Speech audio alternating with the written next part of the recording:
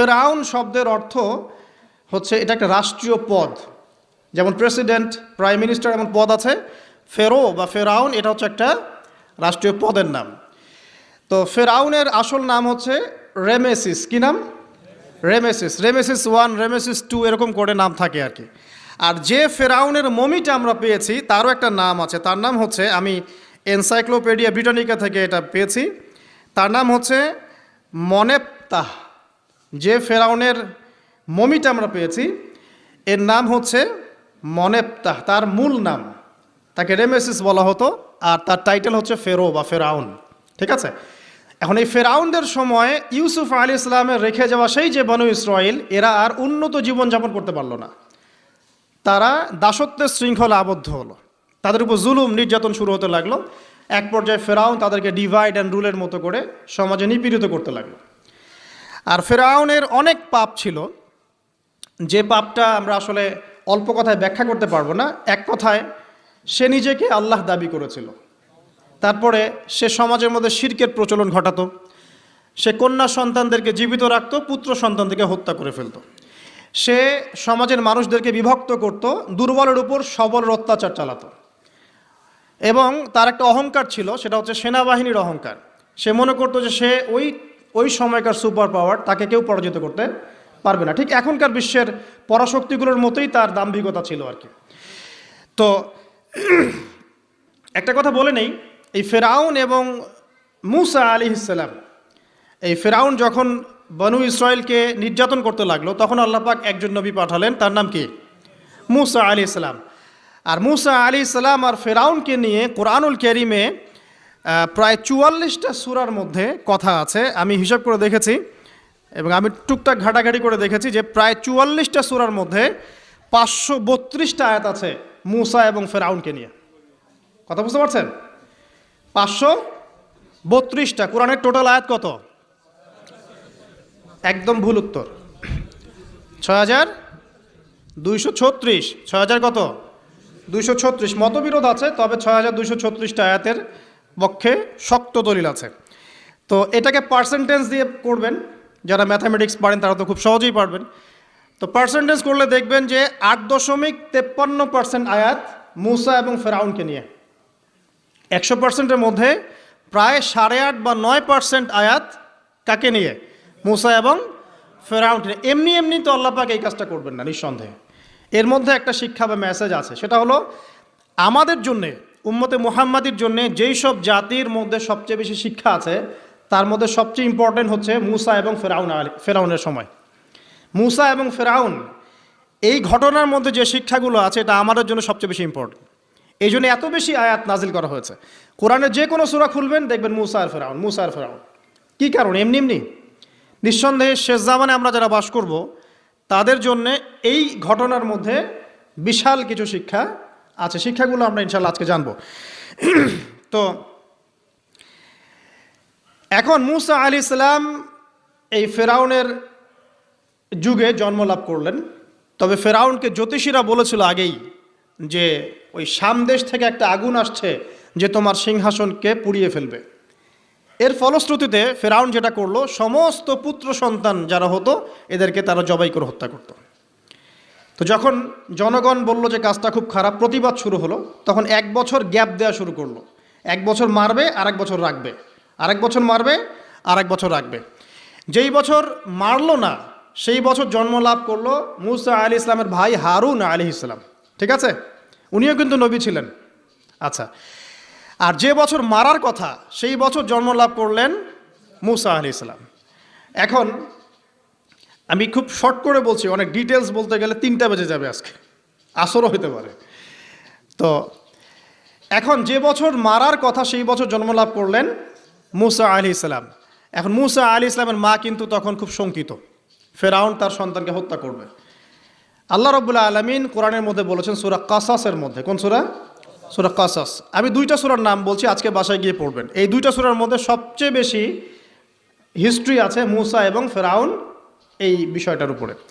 একটা সূরার নাম হচ্ছে সূরা তাহা, এখানে সুন্দর করে ধারাবাহিকভাবে গল্পটা দেওয়া আছে। আর একটা সূরা হচ্ছে সূরা কাসাস। এই 2টা পড়বেন অর্থসহ। তো মুসা আলাইহিস সালামের মায়ের হৃদয়টা খুব শঙ্কিত ছিল যে তার সন্তানকে হত্যা করে ফেলা হবে। আল্লাহ রাব্বুল আলামিন বলছেন যে আমি তার কলবে ইলহাম করলাম। সুবহানাল্লাহ। আল্লাহ পাক তার মায়ের কলবের মধ্যে ইলহাম, মানে কি? ইলহাম হচ্ছে আল্লাহর পক্ষ থেকে প্রত্যাদেশ না, ওহী না, কিন্তু একটা বুঝ বা একটা নূর, একটা তাজাল্লি, একটা বসিরা ঢেলে দেওয়া। এটা কিন্তু নবুয়ত না, একটা কাজের চেতনা বা দৃঢ়তা আল্লাহর পক্ষ থেকে ঢেলে দেয়া। ঠিক আছে? তো তার মায়ের কলবের মধ্যে আল্লাহ রাব্বুল আলামিন ইলহাম করলেন যে তুমি তোমার সন্তানটাকে সিন্দুকের মধ্যে ভরে ভাসিয়ে দাও নীল নদে। এখন তার মায়ের কলব, তার মায়ের হৃদয় ছটফট করতে লাগলো, কারণ কোনো মাই তো চাইবে না তার সন্তানকে এভাবে ভাসিয়ে দিতে। আল্লাহ পাক বলছেন যদি না আমি তার হৃদয়টাকে শক্ত করতাম তাহলে সে বিচলিত হয়ে পড়তো। আল্লাহ পাক তার হৃদয়টাকে শক্ত করলেন, সে বিচলিত হলো না, সন্তানকে ভাসিয়ে দিল। এবার সন্তান ভাসতে ভাসতে ভাসতে কোথায় যাচ্ছে? যেখানে ফেরাউনের স্ত্রী গোসল করছে। কথা কি বুঝতে পারছেন? খুব চমৎকার হিস্ট্রি কিন্তু গল্পটা। এবং গল্প মানে এখানে আসলে গাল গল্প না, এগুলো সত্য ঘটনা। এক একটা বর্ণ তেমন সত্য যেমন সূর্য পূর্ব দিক থেকে ওঠে এবং পশ্চিমে ডোবে, এটা যেমন সত্য, এর এক একটা বর্ণ সত্য, এগুলো কোনো গাল গল্প নয়। এবার ফেরাউনের স্ত্রী আসিয়া সেই সিন্দুক পেয়েছে। মুসা আলাইহিস সালামকে আল্লাহ পাক বলছেন যে আমি মুসা আলাইহিস সালামের চেহারার মধ্যে মোহাব্বত বা ভালোবাসা ঢেলে দিয়েছিলাম। তার চেহারা যেই দেখতো তাকে ভালোবাসত। বুঝছেন? ভালোবাসা ঢেলে দিয়েছেন। এবার ফেরাউনের স্ত্রী আসিয়া, এখানে আসিয়া নন, অন্য একজন স্ত্রী হয়তো, তিনি বলছেন যে ফেরাউনকে বলছে যে একে আমরা আমাদের কাছে রেখে দিই, হয়তোবা সে আমাদের উপকারে আসবে, অথবা তাকে আমরা সন্তান হিসেবে গ্রহণ করতে পারি। লা তাকতুলুহ, তাকে হত্যা করো না। আসা আন ইয়ানফা'না আও নাত্তাখিযাহু ওয়ালাদা, এরকম করে আল্লাহ পাক বলেছেন কোরআনে। তো ফেরাউন তার স্ত্রী কথা শুনলো এবং তাকে না হত্যা করে রেখে দিল। আর আল্লাহ রাব্বুল আলামিনের কি কৌশল! ওয়া মাকারুল্লাহ, যেই মূসাকে হত্যা করার জন্যে বছরের পর বছর হাজার হাজার শিশুকে হত্যা করা হয়েছে, সংখ্যাটা লাখ লাখও হতে পারে, সেই মূসা আলাইহিস সালামকে আল্লাহ পাক ফেরাউনের ঘরেই লালন পালন করতে লাগলেন। চিন্তা করলেন? এবার মূসা আলাইহিস সালাম যখন যুবক হলেন, আমি সংক্ষিপ্ত করছি, যখন যুবক হলেন তখন একদিন দেখলেন যে রাস্তায় দুজন ব্যক্তি ঝগড়া করছে। সূরা কসসের মধ্যে আছে, স্ট্রিট ফাইট। তো একজন ব্যক্তি হচ্ছেন বনু ইসরাইলের, আরেকজন হচ্ছে ফেরাউনের সেনাবাহিনীর। এখন মূসা আলাইহিস সালাম কার পক্ষ নেবেন? তিনি বনু ইসরাইলের পক্ষ নিলেন। তিনি গিয়ে তাকে বাঁচানোর চেষ্টা করলেন এবং শুধু একটা ঘুষি দিয়েছেন, ফাওয়াকাযাহু, একটা ঘুষি, ফাকাদা আলাইহি, এবং এই একটা ঘুষিতেই সেই ব্যক্তি ডেড। এটা কোরআনে আছে, সূরা কসসে। তার মানে কোরআন দলিল দিচ্ছে যে মানুষের বডিতে এমন এমন পার্টস আছে, এমন এমন জায়গা আছে যেখানে একটা ঘুষি মারলেও মানুষ মারা যেতে পারে। কি বুঝলেন? যারা মার্শাল আর্ট শিখেছেন বা শিখছেন তারা এটা আরও ভালো বুঝবেন। মানুষের এই বডিতে এমন অনেকগুলো জায়গা আছে, 7টা বা 8টা বা 10টার মতো, যেখানে একটা ঘুষি দিলেও মানুষ মরতে পারে। সো ভালো কিছু শিখলে, ঠিক আছে? টিকটক প্রজন্ম না হয়ে আর এই মোবাইলে লুডো না খেলে ভালো কিছু শেখেন, ইনশাআল্লাহ কাজে দিবে। আত্মরক্ষা শেখা খারাপ? আচ্ছা, তো তবে দাড়ি টুপি নিয়ে শিখতে যান না, সমস্যায় পড়তে পারেন। তো এখন একটা ঘুষিতে সেই ব্যক্তি মারা গেল। তার পরের দিন আবার দেখা গেল যে ওই ব্যক্তি যাকে তিনি বাঁচিয়েছেন সেই ব্যক্তি আর আরেকজন সেনাবাহিনীর সদস্য আবার মারামারি করছে। এবার মূসা আলাইহিস সালাম বললেন যে তুমি তো একটা বোকা মানুষ। এবার সে আবার চড়াও হতে শুরু করলো মূসা আলাইহিস সালাম, কিন্তু এবার একজন ব্যক্তি এসে তাকে বললেন যে গতকাল তুমি কিন্তু একজনকে হত্যা করেছো এক ঘুষিতে, আজকে আবার তুমি এই কাজ করতে যাচ্ছ, তুমি তো এখানে স্বৈরাচারের মতো আচরণ করছো। মূসা আলাইহিস সালাম তখন আল্লাহর কাছে ক্ষমা চাইলেন, বললেন ইন্নাহু হাযা মিন আমালিশ শাইতান, এটা তো শয়তানের মতো কাজ, শয়তানের কাজ হয়ে গেল। রব্বিক ফিরলি, আল্লাহ আমাকে মাফ করে দিন। ফাগফার আল্লাহ, আল্লাহ পাক বলছেন আমি তাকে মাফ করে দিলাম।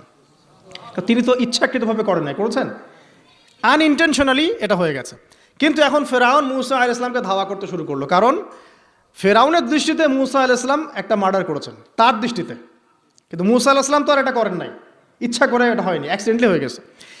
এখন মুসা আলাইহিস সালামকে এক ব্যক্তি এসে বলল, তুমি এখান থেকে তাড়াতাড়ি পালাও, এই মিশরে থাকলে ফেরাউন তোমাকে ধরে এখন শাস্তি দিবে।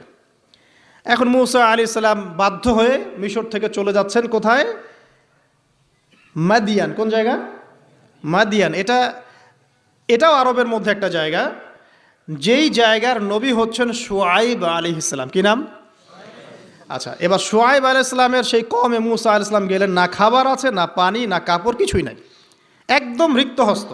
সেখানে গিয়ে তিনি দেখলেন যে এমনই একটা জলাশয়, হয়তোবা আল্লাহ ভালো জানেন, সেই জলাশয়ের কাছে কিছু মানুষ পানি পান করাচ্ছে গবাদি পশুদেরকে। আমি কি বুঝাতে পারছি? আচ্ছা, তো দূরে দুজন মেয়ে দাঁড়িয়ে আছে। এই দুজন মেয়ে অনেকক্ষণ থেকে দাঁড়িয়ে আছে, তারা পানি পান করাতে পারছে না। মুসা আলাইহিস সালাম অনেকক্ষণ থেকে অবজার্ভ করছেন যে মেয়ে দুটো পানি পান করাতে পারছে না গবাদি পশুদেরকে।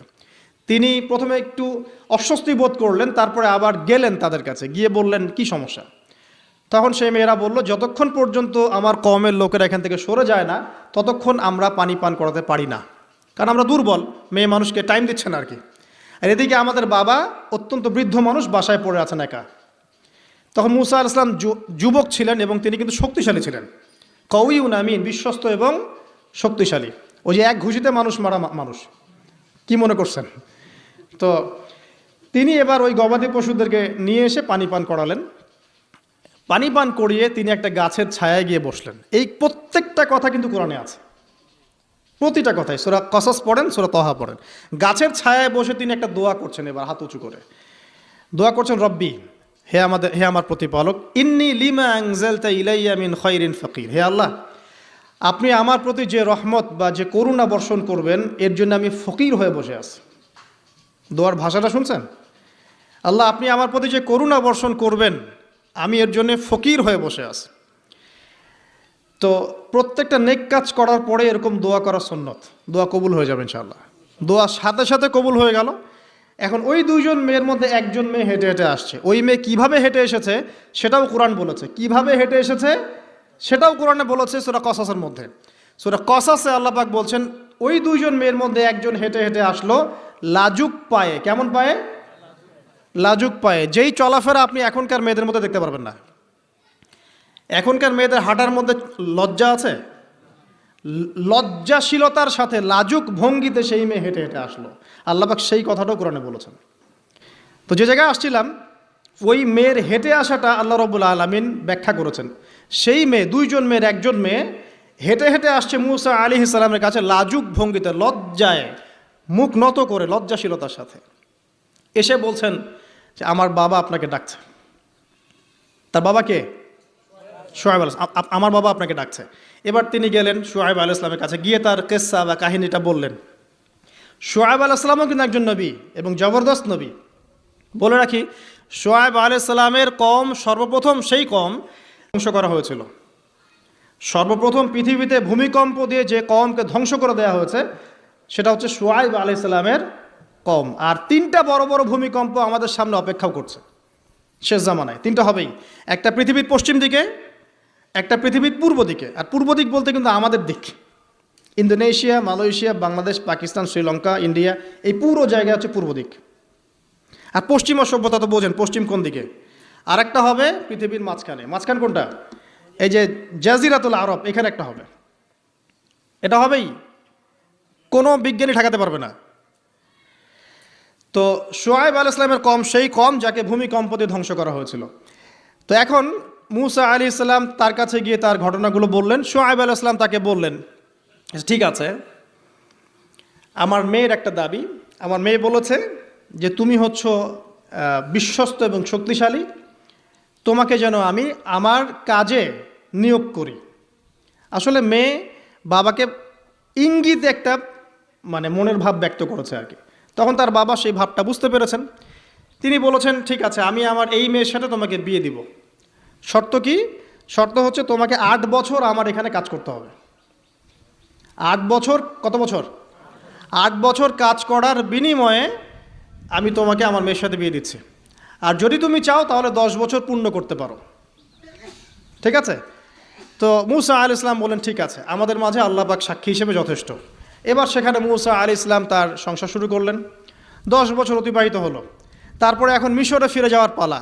মুসা আলাইহিস সালাম তার স্ত্রীকে নিয়ে কোথায় যাচ্ছেন এখন? মিশর, তার হোম টাউন, ঠিক আছে, মাদারল্যান্ড। কিন্তু যাত্রা পথে তুয়া উপত্যকায় বিভিন্ন কিতাবে এসেছে তার স্ত্রীর প্রসব বেদনা শুরু হয়। তখন তিনি আগুন তালাশ করতে থাকেন। আগুন তালাশ করতে করতে আস্তে আস্তে তিনি এমন একটা জায়গার দিকে চলে যান তুয়া উপত্যকায়, যেখানে দেখেন যে গাছের উপর আগুন জ্বলছে। এবং তখন আগুনকে ফলো করতে করতে হঠাৎ তিনি এক গায়েবী আওয়াজ শুনতে পান। আওয়াজটা হচ্ছে এমন, আমি একটু পড়ে শোনাই। আওয়াজটা হচ্ছে এমন যে ইন্নি আনা রব্বুক ফাখলা'না আলাইক ইন্নাকা বিল ওয়াদিল মুকদ্দাসি তুয়া। এই আওয়াজটা আল্লাহ পাকের। কার আওয়াজ? সুবহানাল্লাহ। আল্লাহ পাক মুসা আলাইহিস সালামের সাথে কথা বলছেন এই জায়গায়। আল্লাহ পাক বলছেন, নিশ্চয়ই আমি তোমার রব, তোমার জুতা খুলে ফেলো, কারণ তুমি একটা পবিত্র উপত্যকায় আছো। চিন্তা করতে পারেন? ওয়া আনা ইখতারতুকা, এবং আমি তোমাকে বাছাই করেছি হে মুসা, ফাসতামি লিমা ইউহা, তুমি খুব মনোযোগ দিয়ে শোনো, আমি তোমার কাছে যা ওহী করছি এটা মনোযোগ দিয়ে শোনো। ইন্নানি আনা আল্লাহ, নিশ্চয়ই আমি আল্লাহ। আল্লাহ বলছেন ইন্নানি আনা আল্লাহ, নিশ্চয়ই আমি আল্লাহ। লা ইলাহা ইল্লা আনা, আল্লাহ বলছেন আমি ছাড়া কোনো ইলাহ নেই। ফা'বুদনি, আমার ইবাদত করো।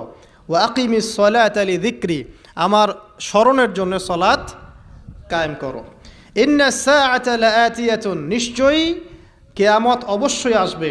আকাদু উখফিহা, আমি এটাকে গোপন রেখেছি। লিতুজজা কুল্লু নাফসিন বিমা তাসআ, যাতে করে প্রত্যেক নফসকে তার প্রতিদান দেয়া যায়। ফালা ইয়াসুদ্দান্নাকা আনহা মান লা ইউমিনু বিহা ওয়াত্তাবা হাওয়াহু ফাতারদা, যারা প্রবৃত্তির অনুসরণ করে তারা যেন তোমাকে এই বিষয়টার প্রতি ঈমান আনা থেকে দূরে রাখতে না পারে। আল্লাহ পাক এই পর্যন্ত বললেন।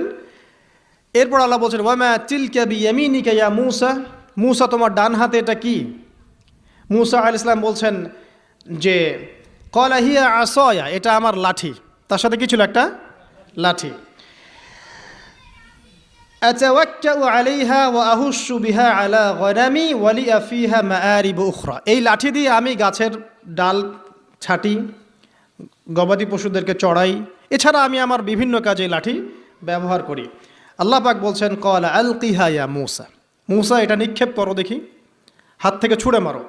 মূসা আলাইহিস সালাম ছুঁড়ে মারলেন। ফাআলকাহা, তিনি ছুঁড়ে মারলেন। ফাইযা হিয়া হাইয়াতুন তাসআ, সাথে সাথে লাঠিটা ছোটাছুটি শুরু করলো সাপের মতো। অন্য সূরায় আছে এই দৃশ্য দেখার সাথে সাথে মূসা আলাইহিস সালাম উল্টা দিকে দৌড় দিয়েছিলেন। স্বাভাবিক, ভয় পাওয়া স্বাভাবিক। তো তখন আল্লাহ পাক বলেছিলেন যে তুমি ভয় পেও না, আমার কাছে নবীগণ ভয় পায় না। ঠিক আছে, অন্য সূরা এগুলো আছে, আমি শর্ট করে বলছি। এরপরে আল্লাহ পাক বললেন, ক্বালা খুযহা ওয়ালা তাখাফ, তুমি এটাকে ধরো, এটাকে ভয় পেও না। সানুঈদুহা সিরাতাহাল উলা, তুমি ধরা মাত্রই সেটা আবার লাঠিতে রূপান্তরিত হবে। আরেকটা কাজ করো, ওয়াদমুম ইয়াদাকা ইলা জানাহিক, তোমার হাতটাকে বগলের নিচে নিয়ে যাও। তাখরুজ বাইদা মিন গায়রি সু, এটাকে বের করো, তারপর দেখবে এটা স্বচ্ছ আলো প্রদান করবে। সুবহানাল্লাহ। বগলের মধ্যে হাত নিয়ে আসো, হাতটাকে বের করো, দেখবে হাত থেকে স্বচ্ছ আলো বের হবে। এই দুইটা মুজিজা আল্লাহ পাক তাকে দিলেন। আয়াতান উখরা, এটা আরেকটা নিদর্শন। তো এখানে কি হলো? মূসা আলাইহিস সালাম নবুয়ত পেলেন। Shortcut key? মূসা আলাইহিস সালাম কি পেলেন? নবুয়ত পেলেন। নবুয়ত পাওয়ার সাথে সাথে আল্লাহ পাক তাকে দুটো মুজিজা দিলেন। একটা হচ্ছে লাঠি, আর একটা কি? হাত বগল থেকে বের করলেই কি হবে? আলো বের হয়ে যাবে। এবার তার ডিউটি কি? আল্লাহ পাক ডিউটি দিচ্ছেন তাকে যে ইযহাব ইলা ফিরআউন ইন্নাহু তাগা, এবার তোমার কাজ হচ্ছে তুমি ফেরাউনের কাছে যাবে, কারণ ফেরাউন সীমা লঙ্ঘন করেছে। তখন মূসা আলাইহিস সালাম বললেন, রব্বি ইশরাহ লি সদরি, আল্লাহ আমার বক্ষটাকে প্রশস্ত করে দিন। মানে আমার তো সেখানে যাওয়ার সাহস হচ্ছে না, আমি তো সেখানে ওদের দৃষ্টিতে একজন খুনের আসামি, ওদের দৃষ্টিতে ওরা তো আমাকে পেলে হত্যা করে ফেলবে। আল্লাহ পাক বলছেন, কেল্লা, কখনো না, তারা তোমাকে হত্যা করতে পারবে না। তখন তিনি দোয়া করছেন, আল্লাহ আমার হৃদয়টাকে প্রশস্ত করে দিন, ওয়া ইয়াসসির লি আমরি, আমার কাজকে সহজ করে দিন। ওয়াহলুল উকদাতাম মিন লিসানি, আমার লিসান, আমার জিহ্বায় জড়তা আছে আল্লাহ, এটাকে দূর করে দিন। ইয়াফকাহু কওলি, যাতে মানুষ আমার কথা বুঝতে পারে। এই দোয়া করলেন, কবুল হয়ে গেল। এবং আরও দোয়া করলেন যে ওয়াজআলি ওয়াজিরাম মিন আহলি, আমার পরিবারের মধ্য থেকে একজন ওয়াজির দেন। ওয়াজির মানে সহায়ক, যেটা হচ্ছেন হারুন আলাইহিস সালাম, যাতে করে আমরা কি করতে পারি? বেশি বেশি আপনার জিকির করতে পারি এবং আমাদের কাজ সহজ হয়। তো আল্লাহ রাব্বুল আলামিন তার ভাই হারুন আলাইহিস সালামকেও নবুয়ত দান করলেন, দুজন মিলে। এখন আল্লাহ পাক বলছেন ইযহাবা ইলা ফিরআউন, তোমরা দুজন ফিরআউনের কাছে যাও, ইন্নাহু তাগা, সে সীমা লঙ্ঘন করেছে, তবে ফাকুলা লাহু কাওলাল লাইয়িনা, তার সাথে নরম সুরে কথা বলো, লাআল্লাহু ইয়াতাযাক্কারু আও ইয়াখশা, হয়তোবা সে উপদেশ গ্রহণ করবে অথবা আল্লাহকে ভয় করতে পারে। তো ডিউটি দেওয়া হলো যে তোমাদের কাজ এখন এটা, এবং তোমাদের ভয় পাওয়ার কোনো কারণ নাই, সে তোমাদের কোনো ক্ষতি করতে পারবে না। তার কাছে যাও, মোজেজা দেখাও, আল্লাহর দিকে দাওয়াত দাও, লা ইলাহা ইল্লাল্লাহ। যদি সে দাওয়াত কবুল করে আলহামদুলিল্লাহ, যদি না করে তাহলে আমি আল্লাহ তার জন্যে যথেষ্ট। এবার শর্ট করে নিয়ে আসি, মুসা আলাইহিস সালাম সেখানে গেলেন, যাওয়ার পরে ফিরআউনকে দাওয়াত দিলেন। তো ফিরআউন বলছে ক্বালা ওয়ামা রাব্বুকুমা ইয়া মুসা, কোন রবের কথা বলছো? আমি তো মা আলিমতু মিন ইলাহিন গায়রি, আমি তো জানি না, আমি ছাড়া তোমাদের কোনো ইলাহ আছে আমি তো এটা জানি না। এটা কার কথা? ফিরআউন বলছে যে মা আলিমতু মিন ইলাহিন গায়রি, আমি ছাড়া অন্য কোনো ইলাহ তোমাদের আছে, মা আলিমতু ইলাহুকুম গায়রি, আমি ছাড়া তোমাদের কোনো রব আছে এটা তো আমি জানি না।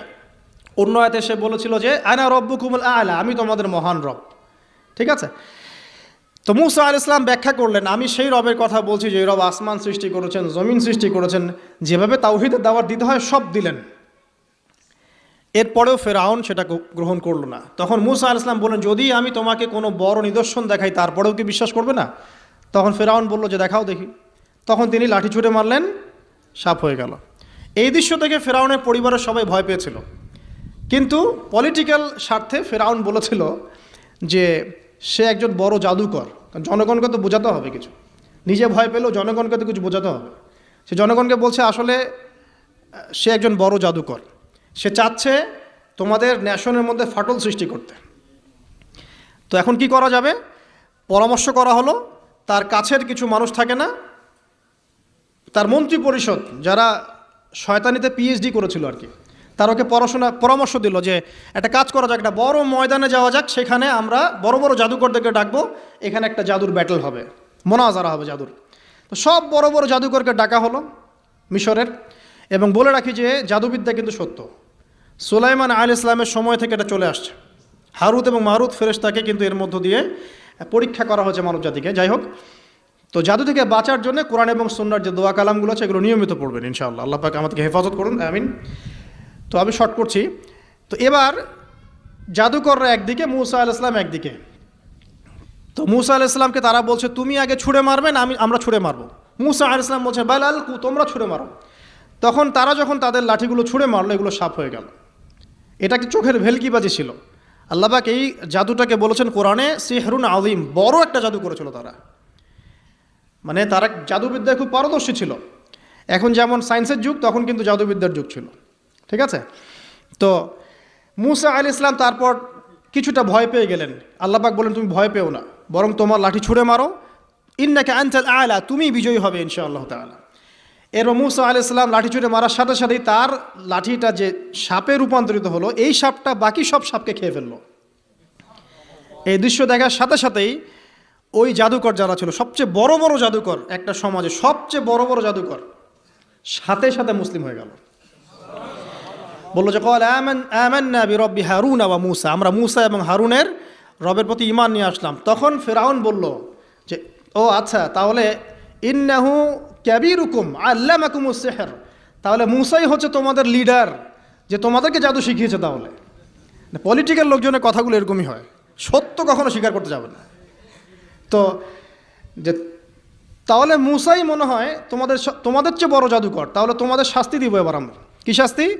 ওই যে শুলদণ্ড দিয়ে ডান দিকের হাত বাম দিকের পা কেটে ফেললো। চিন্তা করতে পারেন, একদিকের হাত একদিকের পা কেটে শুলদণ্ড দিয়ে ঝুলিয়ে রাখলো। তখন এই জাদুকররা এমন একটা কথা বলেছে যেটা পড়লে আমরা চোখ দিয়ে পানি পড়ে যায়। এই জাদুকররা বলেছিল যে তোমার যা ইচ্ছা তুমি তা করো, ফাকদি মা আনতা ক, তোমার যা মনে চায় তাই করো। কথাটা শুনছেন? ফাকদি মা আনতা ক, তোমার যা মনে চায় তাই করো, কিন্তু আমরা ইন্না আমান্না বিরব্বি হারুন ওয়া মুসা, আমরা মুসা এবং হারুনের রবের প্রতি ঈমান এনেছি।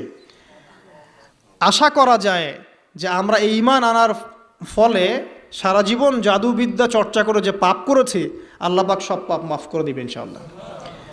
দেখেন, একটা সেজদা না করেও তারা জান্নাতে চলে গেল। দেখলেন, তারা কিন্তু নামাজ পড়তে পারে নাই, সুযোগ হয়নি।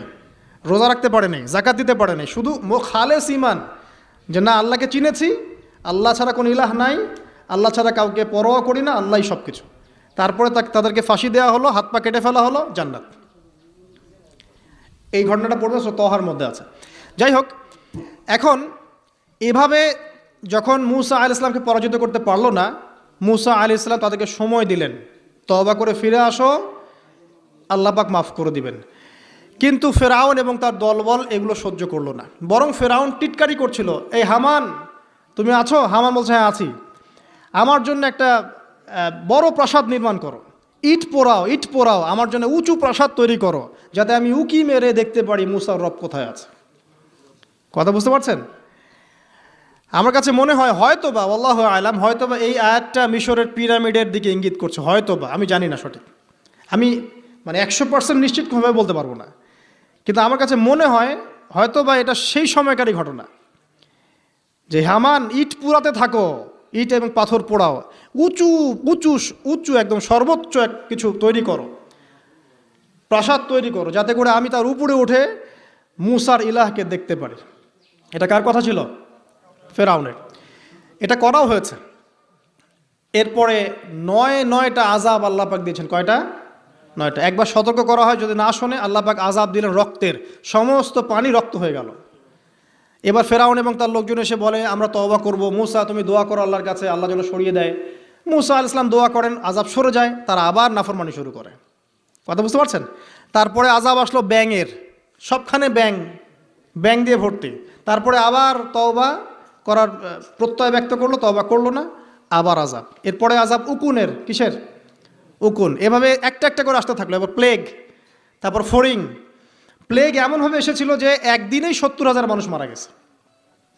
তো এভাবে 9টা আযাব আল্লাহ পাক দিলেন, কিন্তু ফেরাউন কিছুতেই ঈমান আনলো না। এবার সবশেষ পালা।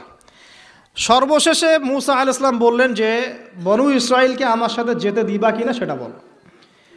তো এখন যেহেতু অনেক মানুষ মারা যাচ্ছে প্লেগে, সবশেষে গিয়ে মূসা আলাইহিস সালামের কাছে ফেরাউন এবং তার এই যে হামান, কারুন, যারা ছিল, এরা নমনীয় হলো এবং বলল ঠিক আছে, তোমরা বনু ইসরাইলকে নিয়ে এখান থেকে বের হয়ে যাও, মিশরে আমরা আর কোনো আপদ চাই না, তোমরা চলে যাও এখান থেকে। এবার যখন মূসা আলাইহিস সালাম এবং বনু ইসরাইল এখান থেকে বের হয়ে যাচ্ছেন, বলা হচ্ছে তাদের সংখ্যা ছিল প্রায় 30 লক্ষ, কেউ বলেছেন 40 লক্ষ। সংখ্যাটা ফ্যাক্ট না। বনু ইসরাইলের একটা বড় কম ছিল, 10 থেকে 20% মানুষ মিশরের বনু ইসরাইল ছিল। তারা এখন বের হয়ে যাচ্ছেন রাতের অন্ধকার শেষ হয়ে ফজরের সময়। ফেরাউনের মাথায় আবার শয়তানি চাপলো। সে বলল না, এদেরকে যেতে দেওয়া যাবে না, যদি চলে যায় ওখানে গিয়ে যদি বিদ্রোহ করে আমাদের উপর হামলা করে, কি করণীয়? ফুল ফোর্স নিয়ে, তার যত সেনাবাহিনী ছিল সমস্ত সেনাবাহিনী নিয়ে ফেরাউন মূসা আলাইহিস সালাম এবং তার কওমকে ধাওয়া করা শুরু করলো পিছন থেকে। এবার মূসা আলাইহিস সালাম যাচ্ছেন, তার কওমকে সাথে নিয়ে, সামনে পড়ে গেল লোহিত সাগর। কোন সাগর? লোহিত সাগর। আর পিছনে ফেরাউনের বাহিনী। এরকম একটা অবস্থায় মূসা আলাইহিস সালামের কওমের কিছু মানুষ বলেছিল ইন্না লামুদরাকুন, হে মূসা আমরা তো ধরা পড়ে গেলাম, আমরা তখন যেতে পারবো না, সামনে সাগর, পিছনে ফেরাউন।